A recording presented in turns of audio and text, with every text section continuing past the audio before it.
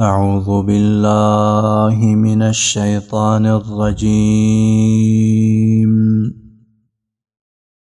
واتل عليهم نبأ نوح إذ قال لقومه يا قوم إن كان كبر عليكم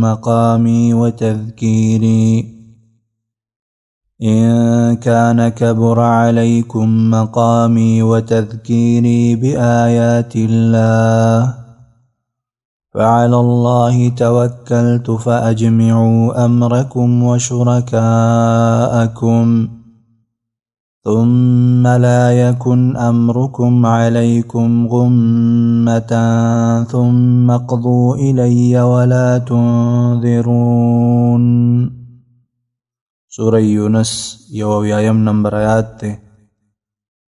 مخکې آیاتونو کې الله رب العالمین مختلف عقلی دلائل ذکر کړل په توحید او بیا مشرکانو ته مختلف زجرونه هم ورکړی شو. د آیت کریمه نه وروسته به اوس بعضې واقعات ذکر کړي دپاره د تخویف دنیوي چې هغه واقعه د نوح علیه السلام او د موسی علیه السلام ده او ضمناً به اجمالی طریقه باندې د نورو انبیاء علیهم السلام ذکر هم وکړي او د نبی صلی الله علیه وسلم او د یونس علیه السلام د دې تذکره به هم کیږي. او مقصد دا دی چې د نوح علیه السلام او د موسی علیه السلام تفصیلی واقعه ذکر کیږي او دې کې به الله رب العالمین تخویف ورکوي منکرینو ته، عملی نمونې د عذاب به الله رب العالمین ذکر کوي. نو اوله واقعه د نوح علیه السلام ده. وتلو بیان کا علیهم په دوی باندې نبأ نوح خبر د نوح علیه السلام اذ قال کلی چې ویل لقومه قوم خپلتا یا قوم زما ان کان کبرا که وی ګران علیکم پتا سی باندې مقامی ودریدل زما و تذکیر او بیانول زما بآیات الله آیاتونو د الله لرا د زما ودریدل تاسو ته د دعوت د پاره او زما د واعظ و نصیحت که پتا سی باندې ګران وی فعل الله نو په الله تعالی باندې توکلت ما ځان سپارلی دی. فاجمعوا امرکم وشرکاءکم فاجمعوا نکلک کی امرکم تدبیر خپل وشرکاءکم موراو بلی شریکان خپل شریکان موراو بلی خپل چلونه و تدبیرونه مو مضبوط کی. ثم لا یکن بیادی نوی امرکم تدبیر ستاسی علیکم پتاسی باندې غمتن پټ بلکې خخکاره مقابله وکي ځکه پټ کارونه چې دي هغه ډېر کله ته انسان په پوره توګه باندې نشي ادا کولی. ثم اقضوا بیا فیصله وکړئ الی ماته معنی دا ده چې دا خپله تدبیر او خپله هغه فیصله مو نافظه کړئ. ولا تنظرون او مهلت مه راکوئ ماته. دا ټول د نوح علیه السلام شجاعت او بهادرۍ باندې دلالت کوي. فإن تولیتم نو که مخ واړولو تاسې فما سألتکم نو معنی د غوښتې تاسې نه من اجر څه مزدوري ما تاسې نه څه مزدوري د دعوت مقابله کې نه ده غوښتې. او وجه دا وه چې په انبیا علیهم السلام باندې دعوت فرض و او د دې مقابل کې اجرت او مزدوري اخیستل ورته ناروا و. ان اجري نه ده مزدوري زما الا علی الله مگر په الله تعالی باندې ده، الله به ما ته د اجر راکړي. و امرت او امر کړی شوی دی ما ته ان اکونا چې زه شم من المسلمین د غاړه کې ښودونکو نه د الله رب العالمین احکامو ته غاړه کېدم او د الله احکام او اوامر ومنمه. فکذبوه فنجیناه ومن معه فی الفلک نو قوم راولګېدل او د نوح علیه السلام تکذیب یې وکړلو. سوره اعراف کې هم دا واقعه ذکر شوې وه. الله عذاب راوستلو، قوم یې ورته تباه کړلو او نوح علیه السلام یې بچ کړلو هغه کسان چې د نوح علیه السلام سره وو. فکذبوه نو دوی دروغجن ویلې هغه ته د نوح علیه السلام تکذیب یې وکړلو. فنجیناه نو بچ کړلو مونږ هغه ومن او هغه څوک معه چې د هغه ملګري وو فی الفلک په کشتۍ کې مؤمنان او نوح علیه السلام الله بچ کړل. وجعلناهم وګرځول مونږ دوی خلائف اوسېدونکي په ځمکه کې. واغرقنا او غرق کړل مونږ الذین هغه کسان کذبو چې دروغجن یې ګڼل بآیاتنا آیاتونه زمونږ. فانظر نو ګوره کیف کانا څرنګه شو عاقبة المنذرین انجام د ویره ورکړی شو. هغه خلک چې هغوی ته ویره ورکړی شو د هغوی انجام څه شی شولو؟ الله رب العالمین هلاک کړل. ثم بعثنا من بعده رسلا الى قومهم. د آیات کې اوس اجمالی خبره د نور انبیاء علیهم السلام نه ذکر کی. ثم بعثنا بیا ولېږل موږ من بعده وروسته د هغه نه رسلا ډېر رسولان الى قومهم قومونه د هغوی ته. فجاؤوهم نو راغلل دوی هغوی ته بالبینات په ښکاره معجزو، ښکاره دلیلونو باندې ورته راتګ وکړلو معجزو باندې. فما کانو نو نو دوی لیؤمنو چې ایمان یې راوړی وی بما په هغه څه کذبو چې دروغجن ګڼلي وو دوی به هغه من قبل مخکې دینا. اول ځل انکار کړی نو وروسته م الله رب العالمین د ایمان نه محرومه کړل. کذالک دغسې نتبع مهر وهو مونږ علی قلوب المعتدین په زړونو د زیاتي کوونکو، هغه خلک چې د حد نه تجاوز کوي او زیاتي کوي نو هغې په زړونو باندې مونږ مهر وهو. ثم بعثنا من بعدهم موسى وهارون الى فرعون وملئه. د آیات نه اوس واقعه د موسی علیه السلام ذکر کی. د موسی علیه السلام مخکې تفصیلي واقعه ذکر شوی و، احوال د هغه ذکر شوي. دې د وجې نه دا واقعه دلته دوباره ذکر کیږي دپاره د یوې نمونې د تخویف دنیوي دپاره. الله رب العالمین منکرینو ته تخویف دنیوي ورکوي په دې سره. فرعون الله رب العالمین څرنګه هلاک کړو او څنګه په دریاب کې راګیر کړلو. ثم بعثنا بیا ولېږل موږ من بعدهم وروسته د هغوی نه موسی علیه السلام و هارون او هارون علیه السلام الى فرعون ته وملئه او غټانو د قوم د هغه ته بآیاتنا په معجزو خپلو سره. موږ موسی علیه السلام او هارون علیه السلام په خپلو معجزو باندې ولېږل. فاستکبروا نو لوی وکړه هغوی وکانو او ودوی قوما مجرمین قوم مجرمان قوم ځکه بني اسرائیل بارکی مختلف ظلمونه کړو. فلما جاءهم الحق نو هر کله چې راغی دوی ته الحق حق من عندنا زمونږ د طرفنا قالوا ویل دوی ان هذا یقینا دا لسحر مبین خامخا جادو ښکاره دی. قال موسی ویل موسی علیه السلام تقولون آیا وایي تاسې للحق په باره د حق کې لما جاءکم هر کله چې راغی تاسې ته اسحر هذا آیا جادو دی هذا دا د معجزات او د حق دا جادو دی. ولا يفلح الساحرون او نشي کامیابی دی الساحرون جادوګرا. موږ ستاسې مقابله به کیږي پته به ولګېږي جادوګر نشي کامیابی دی. قالوا اجئتنا لتلفتنا عما وجدنا عليه آباءنا. آیت کریمه کې هم د هغې استکبار او لوی بیانوي او دارنګه په موسی علیه السلام او هارون علیه السلام باندې الزامات لګول او عوام د هغوی په باره کې راپورته کول او د اقتدار والا خلک حکومتي چارواکي د هغوی مقابل کې راپورته کول. یو الزام یې دا و چې تاسې راغلي یاستئ موږ د پلار و نیکه طریقې نه اړوئ او دویم دا دی چې تاسې بادشاهي غواړئ چې زموږ نه یې ونیسئ. قالو دوی ویل اجئتنا یا راغلی ته موږ ته لتلفتنا دې دپاره چې واړی ته موږ عما د هغه طریقې نه وجدنا چې موندلي دي موږ علیه په هغې باندې آباءنا مشران خپله. دا یو الزام شلو چې په ده باندې عوام خفه کیږي چې پلار و نیکه طریقې نه مړئ. وتکونه او شي لکما ستاسې دواړو دپاره الکبریا او بادشاهي فی الارض په ځمکه کې بادشاهي ونیسئ.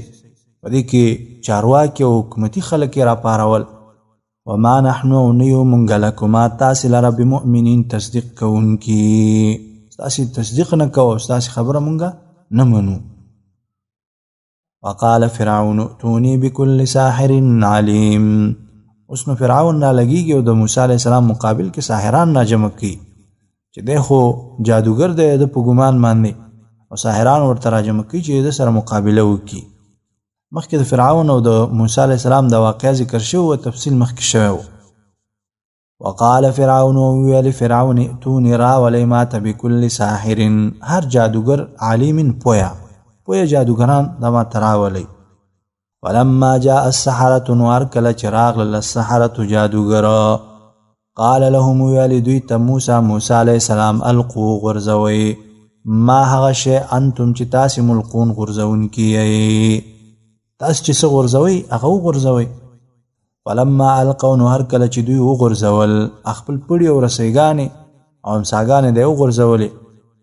قال ویل موسی علیه السلام ما هغه شی جئتم چې راوړی دی تاسې به هغه السحر جادو دی دا سحر دی. ان الله یقینا الله تعالی سیبتله زرد چې ختم بکی دا د دې هغه اثر به ختم کی. ان الله یقینا الله تعالی لا یصلحون کامیابی عمل المفسدین عمل د فساد کوونکو د مفسدین عمل الله رب العالمین نه کامیابی. ويحق الله واخکارکی الله تعالی الحق حق لره بکلماته په کلمو خپل سرا ول وعدو سرا الله رب العالمین حق اخکارکی. ولو کره المجرمون اگر چې بدګنی المجرمون مجرمان. مقابله وشوله موسی علیه السلام چې کله خپل همسا واچول نو دغه ټول هغه ماران او رسیګان او پړي ورڅ د تیر کړل. مخکې تفصیل د واقع شوو. نو دین ورسته ساحران راولګیدل او سجدي وکړل او ایمان راوړلو. فما آمنن ایمان را نوړلو لموسی په موسی علیه السلام باندې الا مگر ذریه څو ځوانانو من قومه د قوم داغنا. ساحرانو ایمان راوړلو ځوانانو ایمان راوړلو. علا خوف سره د ویری من فرعون د فرعون نو ملئهم او د غټانو د قوم داغینا ان یفتنهم چې وابړی دوی لرا د خپل دین نه بیرته واړی. وان فرعون او یقینا فرعون لعال خامخ اوچتو فی الارض پزمکه کې زمکه د مصر کې دی اوچتو معنا د تکبر کوونکی او لوی کوونکی و. وانه او یقینا دی لمن المسرفین خامخ د زیاتی کوونکو نو فرعون د زیاتی کوونکو نو. او دارنګه بعض مفسرینو د مسرفین معنا مشرکین کړي دي د مشرکانو نو مشرک خپلا.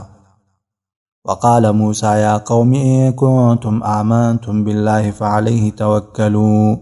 د آیت کې تسلی د موسی علیه السلام د مؤمنانو ته قوم ته چې ایمان راوړی دی. وقال موسی ویل موسی علیه السلام یا قوم قوم زما ان کنتم کتاس آمنتم ایمان راوړی وی بالله په الله فعليه نو خاص په الله تعالی باندې توکل ځان وسپارئ توکل وکي په الله باندې. ان کنتم کتاس مسلمین غاړه کې خودون کې الله ته غاړه کې خودون کې د الله رب العالمین د احکام منون کې استي بس په الله باندې توکل وکي. فقالوا نو یریدو علی الله خاص په الله باندې توکل نامون ځان سپارلې. ربنا یا رب زمونږ لا تجعلنا مگر زمونږ فتنه امتحان للقوم الظالمین د قوم ظالمانو د پاره د قوم ظالمانو د پاره امتحان مگر زو معنا دا چې دغه په عذابونو کې راگیر شو دغه په تعذيبونو کې راگیر شو. ونجنا وبچک مونږه برحمتک په سبب د رحمت ستا من القوم الكافرین د قوم کافرانو نام. واوحینا الى موسی واخیه ان تبوأ لقومکما بمصر بیوتا. کله چې د فرعون د طرفنا بنی اسرائیل او د مؤمنانو باندې تکالیف او مشکلات زیات شو الله رب العالمین موسی علیه السلام او هارون علیه السلام ته وحی وکړه چې دا د مؤمنانو کورونه د فرعونیانو د کورونو نه جدا کړي که عذاب راځي نو چې تاسو ترې نه بچ یاستئ او خپل کورونو کې عبادت خانه هم جوړ کړي. واوحینا وحی وکړه مونږه اله موسی علیه السلام ته واخیه او ورور داغه ته ان تبوأ چې تیار کړي لقومکما د قوم ستاسو د پاره بمصر په مصر کې بیوتن کورونه وجعلوا او جوړ کړي بیوتکم په کورونو خپلو کې قبلتن زید مانځه ولو کورونو کې مانځه زینم جوړ کړي.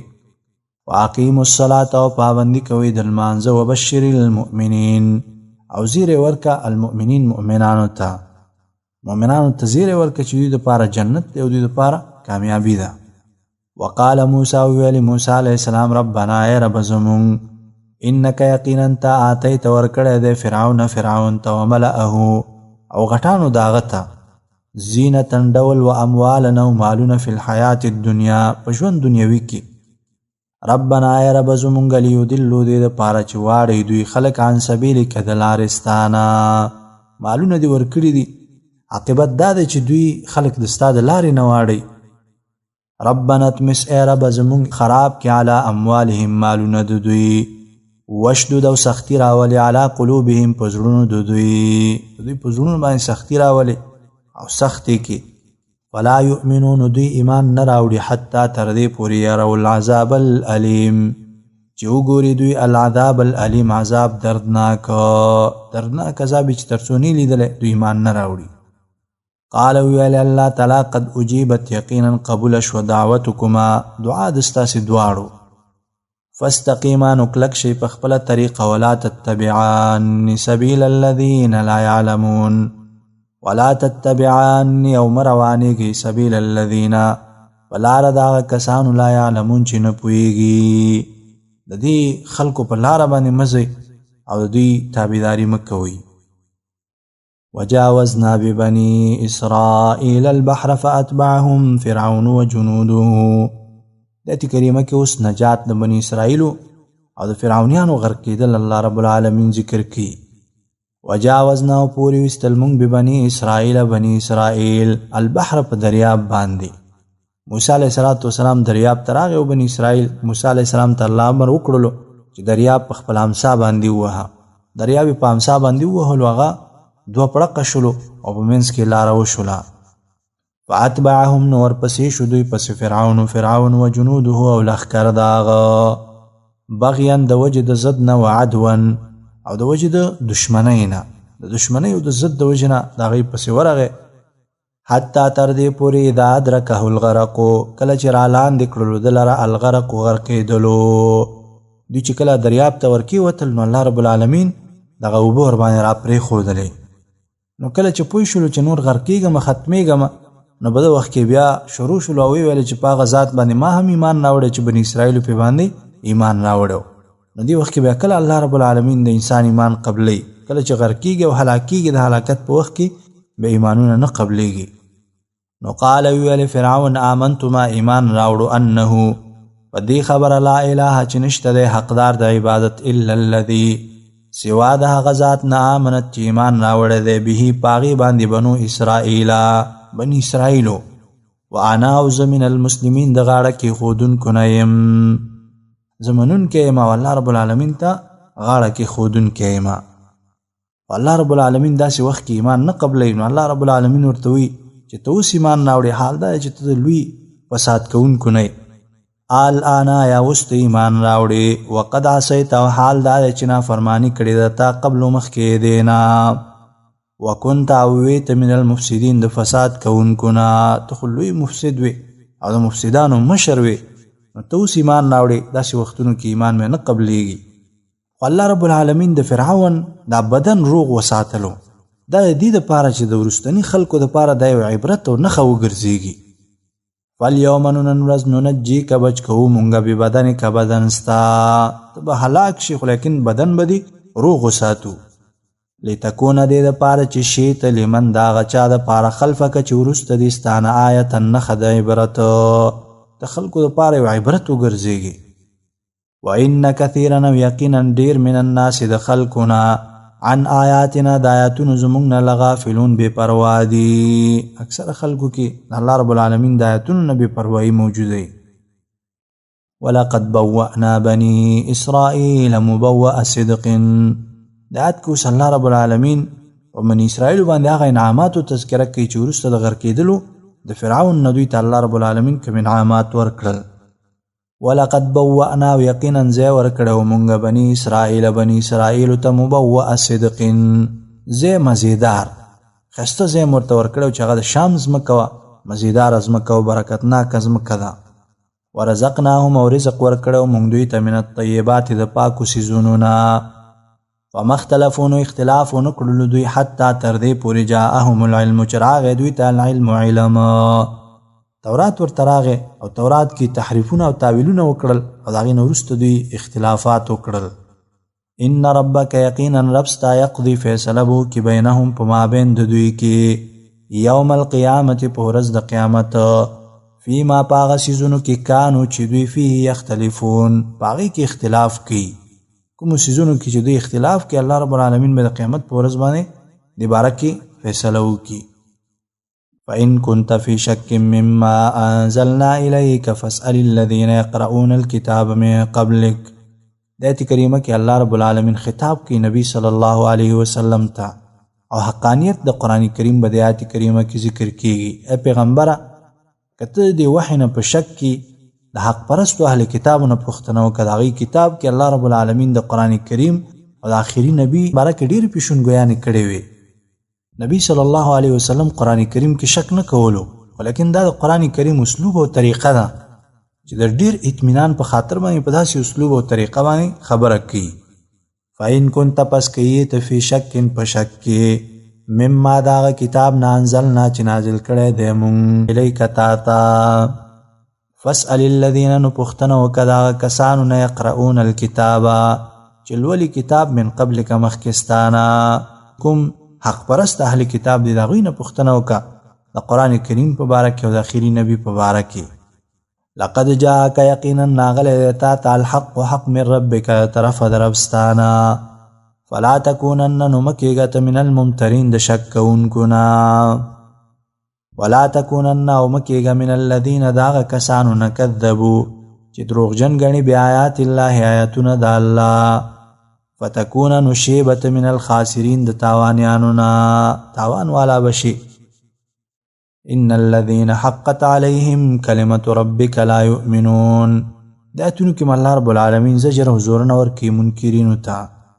ان الذين یقینا هغه کسان حقت چې ثابت شوی د علیهم پاغوی باندې کلمه ربک فیصله در ربستا لا یؤمنون دوی ایمان نه راوړي. ولو جاءتهم اگر کراشي دوی ته کل آیت هرنخا حتی تر دې پورې یروا العذاب الالم جو ګوري دوی العذاب الالم عذاب دردناک، هر نخه کو دوی تراشي دوی ایمان نه راوړي تر دې پورې چې عذاب ورته نه راغله. ولولا كانت قرية آمنت فنفعها إيمانها إلا قوم يونس، دایته کریمه کې الله رب العالمین د یونس علیه السلام د قوم ذکر کی چې دوی ګوره توبه ویستلې وه، صحیح ایمان راوړی و، الله رب العالمین د عذاب نه دوی بچ کړل. ولولا كانت نو ولې نو قرية یو کلي والا آمنت چې ایمان راوړی وی فنفعها نو فایده ورکړی وی هغوی ته ایمانها ایمان د هغوی الا قوم یونس مگر قوم د یونس علیه السلام. لما آمنوا هر کله چې ایمان راوړلو دوی کشفنا لرې کړلو مونږ عنهم د دوی نه عذاب الخزي عذاب د شرمندګۍ فی الحیات الدنیا په ژوند دنیاوي کې، ومتعناهم او فایدې ورکړلې مونږ دوی ته الی حین تر یو وخت پورې مختلفې فایدې مونږ دوی ته ورکړلې. ولو شاء ربک لآمن ما فی الارض كلهم جميعا، دایته کریمه کې نبی صلی الله علیه وسلم ته تسلی ورکړي چې دې خلکو ایمان راوړل او هدایت د ستا په اختیار کې نه دي، دا الله په مشیت سره کیږي. الله وختره ټول خلکو به ایمان راوړي وي، ته چې وغواړې چاته په زور باندې هدایت وکړي یا په زور په ایمان راوړي نه شي راوړلی په باندې. ولو شاء ربک او که غوښتلی رب ستا لآمنه خامخا ایمان به راوړی وی من هغه چا فی الارض چې په ځمکه کې دي کلهم ټولو جمیعا په یو ځای دې ټولو به په یو ځای ایمان راوړی وی. افانت آیا نو ته تکره الناس زور کولی شي په خلکو حتی تر دې پورې یکونو چې شي دوی مؤمنین مؤمنان، په زور باندې دوی ایمان راوړلو ته مجبورولی شي نه شي کولی. دا د الله رب العالمین په مشیت او د الله رب العالمین په اراده باندې کیږي. وما كان لنفس تؤمن الا باذن الله، دا هم د مخکې آیت کریمه تفصیل دی. وما كان لنفس او نشي کېدی د یو نفس دپاره ان تؤمن چې ایمان راوړي الا باذن الله مگر په توفیق د الله تعالی، د الله په توفیق او د الله په اذن باندې به ایمان راوړي. ويجعل الرجس وچی پلیتی علی الذین پاغ کسانو لا یعقلون چې عقل نه لري، شرک و کفر او پلیتی پاغ خلکو باندې چې هغې کې عقل نه وي. قل انظروا ماذا فی السماوات والارض، دایته کریمه کې اوس ترغیب ورکړي الله رب العالمین منکرینو ته چې راشي او په عقلي دلایلو کې لږ سوچ او فکر وکړي. قلت ورته ووایه انظروا وګورئ ماذا فی السماوات چې څنګه دلیلونه دي السماوات په اسمانونو والارض او په ځمکه کې، الله رب العالمین په توحید باندې څنګه دلایل دي په دې ځمکه او اسمانونو کې. وما تغني الآیات او فایده نه ورکوي الآیات دلیلونه والنذر او ویره ورکوونکي عن قوم لا یؤمنون هغه قوم ته لا یؤمنون چې ایمان نه راوړي. وهل ينتظرون الا مثل ایام الذین خلوا من قبلهم، آیت کریمه کې تخویف دنیوي منکرینو ته دا خلک انتظار نه کوي مگر د دې خبرې چې مخکینی خلکو په شان عذابونه دوی ته راشي. وهل ينتظرون نو دوی انتظار نه کوي الا مگر مثل ایام الذین په شان د واقعاتو د هغه کسانو خلو چې تیر شوي دي من قبلهم مخکې د دوی نه. قل ته ورته ووایه فانتظروا نو انتظار کوئ، انی یقینا زه معکم تاسې سره من المنتظرین د انتظار کوونکو نه یم. ثم ننجي رسلنا والذین آمنوا. د آیت کریمه کې الله رب العالمین بشارت اوس مؤمنانو ته ورکي په نجات سره. مؤمنان الله رب العالمین بچ کی، الله رب العالمین خپل استازي بچ کی.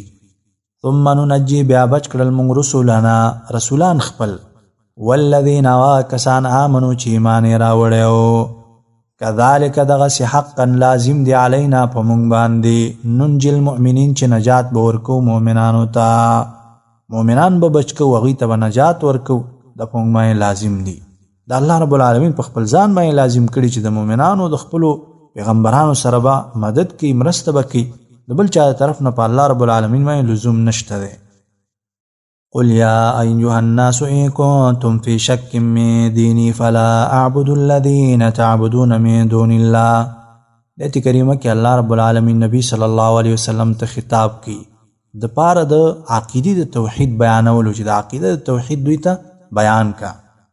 قل ته ورته ووایه یا ایها الناس ای خلکو، ان کنتم کئی تاسې فی شک په شک من دینی د دین زمانه، ولا اعبد الذین نو زه بندگی نکوم د هغه کسانو تعبدونه چې تاسې بندگی کوئ د هغوی من دون الله سوا د الله نه، ولکن اعبد الله لیکن بندگی کوم زه د الله الذي هغه ذات یتوفاکم چې مرګ راولي په تاسې.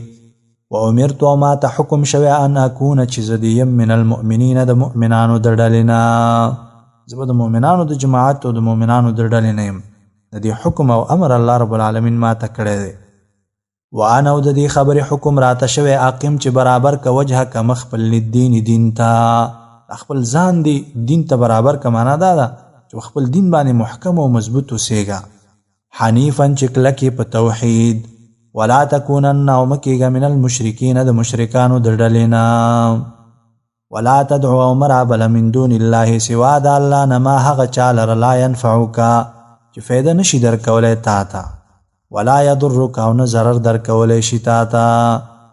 فإن فعلت نو که تا دا کار وکړلو فإنک نو یقینا تبا اذن په دغه وخت کې من الظالمین د ظالمانو نه یې.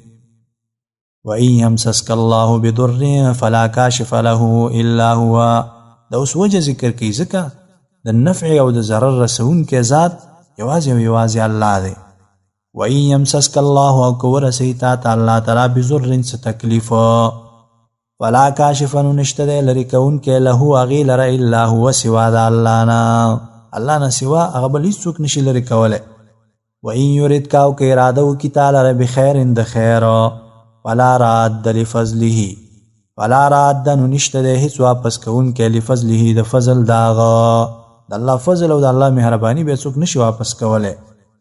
یصیب رسوي الله رب العالمین به دا خیر او یا دا تکلیف من یشاء چاته چې وغواړي من عباده د بندگانو خپلونه، وهو الغفور الرحیم، وهو والله تعالی الغفور بخنه کوونکی الرحیم رحم کوونکی ذات دی. قل یا ایها الناس قد جاءکم الحق من ربکم. سورت خلاصی کې نو قرآن کریم ته ترغیب ورکي ځکه دا د مشکلاتو د حل یوازینی سبب دی. قل ته ورته ووایه یا ایها الناس ای خلکو، قد جاءکم یقینا راغلی دی تاسې ته الحق حق من ربکم د طرفه د رب ستاسې نه. فمن اهتدی نو چا چې هدایت قبول کړلو فانما نو یقینا یهتدي لنفسه، هدایت قبلی لنفسه د پاره د فائدې خپلې. ومن ضل او څوک چې ګمراه شو فانما نو یقینا یضل ګمراه کیږي علیها چې ضرر به په خپل ځان وي. وما انا علیکم بوکیل، وما انا او نیم ز علیکم په تاسې باندې بوکیل ذموار، زه په تاسې باندې ذموار نه یم.